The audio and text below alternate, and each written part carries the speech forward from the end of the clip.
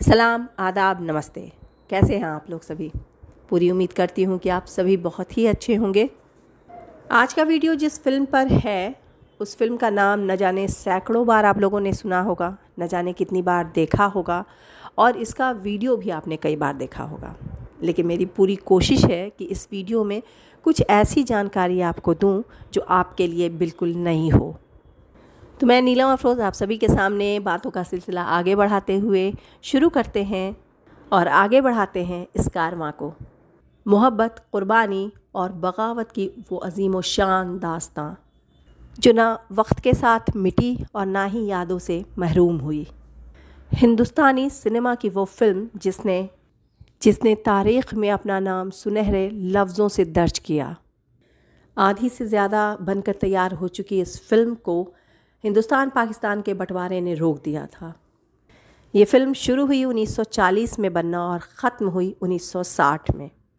कहा जाता है कि इस फ़िल्म के सेट का सारा सामान लगभग 10 ट्रकों में भरकर बेच दिया गया था कबाड़ में, क्योंकि ये फ़िल्म बनकर मुकम्मल नहीं हो पाई थी। इस फ़िल्म के अदाकारों ने इतनी मेहनत की कि तपती रेत पर नंगे पैर चले, ताकि वो इस फ़िल्म के बारे में कहा जाता है कि एक सनकी डायरेक्टर का ख्वाब थी ये फ़िल्म। नाम आप सभी को पता है इस फ़िल्म का, मुग़ल आज़म। तो आइए इस फ़िल्म की कुछ और जानकारियों को आपके साथ साझा करते हैं। इस फ़िल्म में जोधा बाई का किरदार निभाने वाली दुर्गा खोटे, इनकी अदायगी, बेटे के लिए इनकी तड़प, उनकी अदायगी देखकर ये लगा है कि जैसे दिलीप साहब यानी कि सलीम उनके ख़ुद के बेटे हों। जनाब, ऐसी अदायगी उस वक्त की अदाकाराओं में हुआ करती थी।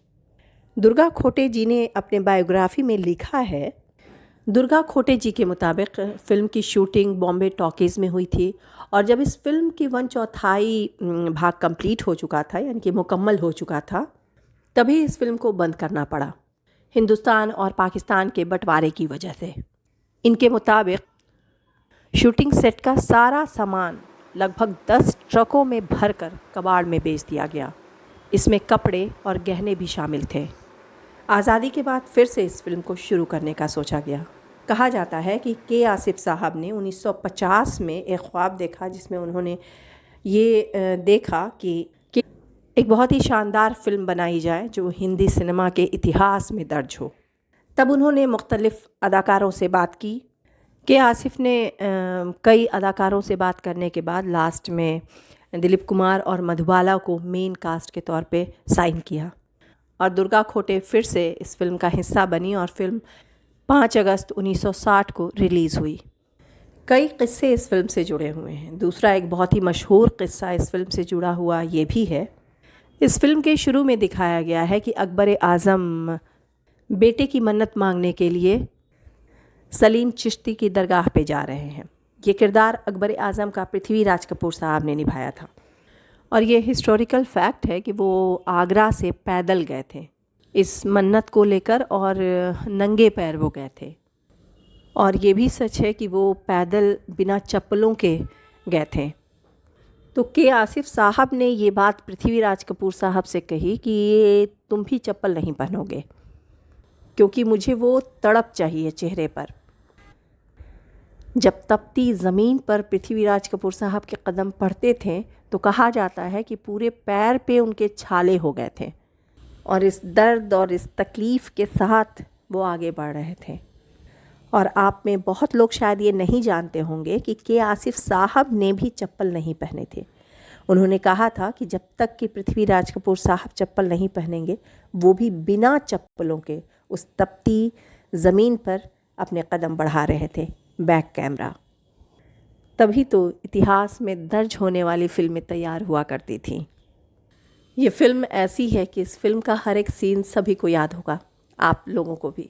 इस फ़िल्म में एक सीन है जहाँ पे अनारकली को दीवारों में चिनवाया जाता है और वहाँ पर अनारकली से उसकी आखिर ख्वाहिश भी पूछी जाती है और अनारकली जो अपनी आखिर ख्वाहिश ज़ाहिर करती है वो थी हिंदुस्तान की एक रात की मलिका बनने की, और अनारकली की बात मान ली जाती है।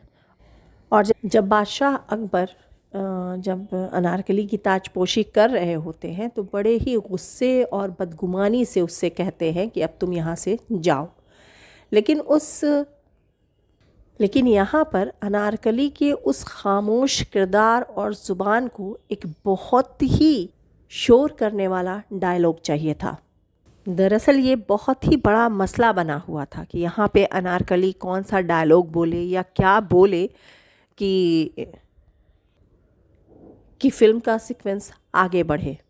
और ये मसला इतना बड़ा था कि फ़िल्म के चारों राइटर एक कमरे में बैठकर अमान साहब, ईशान रिजवी, कमाल अमरोही और के आसिफ साहब एक साथ बैठे और सब ने अपने अपने लिखे डायलॉग्स बताए। तब के आसिफ साहब ने मिर्ज़ा साहब से पूछा कि आप बताएं आपने क्या लिखा है।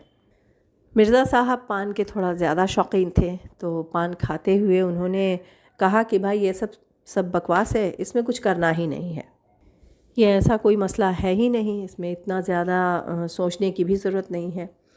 तब बाकी लोगों ने उनको बहुत ढूंढती हुई निगाहों से देखा और के आसिफ साहब ने पूछा कि आप बताएं। तब उन्होंने अपने पान की डिब्बी से एक पर्ची निकाल कर उसको खोलकर पढ़कर बताया कि पहले तो अनारकली सलाम करेगी और फिर कहेगी कि अदना कनीज़ जलालुद्दीन मोहम्मद अकबर को अपना खून माफ़ करती है। बस इतना सुनना था कि पूरे रूम में वाहवाही गूंज उठी और बाकी सभी ने अपने अपने पर्ची को फाड़ दिए। फिल्म में यही डायलॉग इस्तेमाल हुआ है, हालांकि थोड़ी सी तब्दीली की गई है। तो ये थे मिर्ज़ा साहब, जिन्होंने अपने करियर की शुरुआत अगर देखा जाए तो फ़िल्म आब हयात से की थी, जो 1936 में बनी थी। अरबी, फ़ारसी हो या फिर सरल ज़ुबान या फिर एकदम ज़मीनी ज़ुबान, ये सब में उम्दा थे। और बात अगर मुग़ल आज़म की हो रही है तो थोड़ा नाइंसाफ़ी हो जाएगी कि अगर इस फिल्म के गाने, जो कि थोड़ा बगावती गाना भी कहा जा सकता है, उस गाने की बात ना हो और उसके सेट की ख़ास तौर से, जिस सेट की चर्चा आज भी होती है। सतरंगी रंगों से सजा शीशे से बना वो शीश महल। अगर देखा जाए तो इस गाने की खूबसूरती आज तक बिल्कुल उसी तरह बरकरार है और आशिकों के दिल में आज भी ये गाना आग लगाता है। यानी मुख्तसर ये कि ये कहा जा सकता है कि फ़िल्म मुग़ल आज़म की धूम पूरे ज़माने में फैली हुई थी, रिलीज़ से पहले भी और रिलीज़ के बाद भी। तो ये थी फ़िल्म मुग़ल आज़म। हिंदुस्तान के सिनेमा के सफ़र में इस फ़िल्म को मील का पत्थर कहा जाता है। इस फिल्म ने एक पूरी दास्तान लिख डाली, दिलीप कुमार, मधुबाला, पृथ्वीराज कपूर, दुर्गा खोटे, निगार सुल्ताना और अजीत साहब के साथ। कहा जाता है कि ये फ़िल्म के आसिफ साहब का जुनून था। ये मुमकिन है कि आप में से कईयों को ये जानकारियाँ पहले से मालूम हों, लेकिन फिर भी आप सभी को कैसा लगा ये वीडियो ज़रूर बताइएगा।